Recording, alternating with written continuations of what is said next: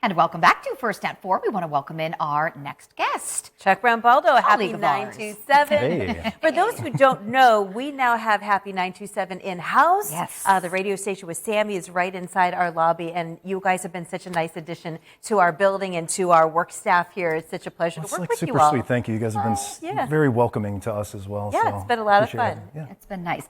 Chuck's going to be talking about our big community coach drive that is happening this weekend. We want to make sure everybody is aware.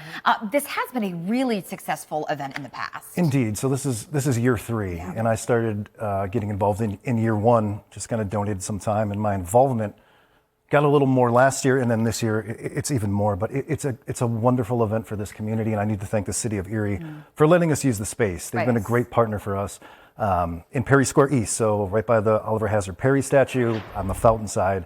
That's where we accept donations throughout the weekend.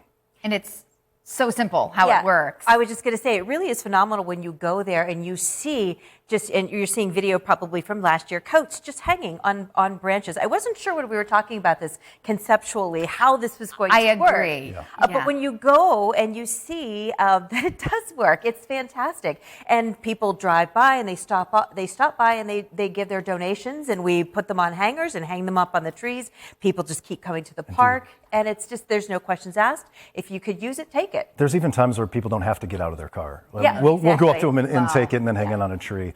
And really the best part of this too is it's no questions asked. It is non-judgmental.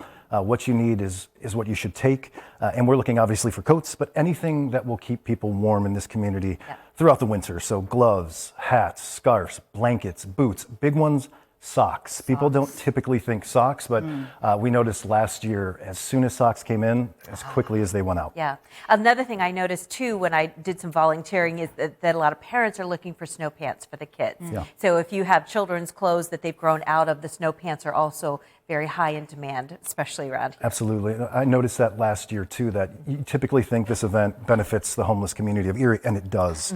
But last year I noticed more families, more children. So you don't want people to have to make a decision to stay warm. That's what we're trying to do all weekend long, is get the items they need. And you've been there for the past couple of years on the ground there in Perry Square. What's the reaction of folks that are walking away with these free items, free coats, free gloves? It varies. Thankful is number one.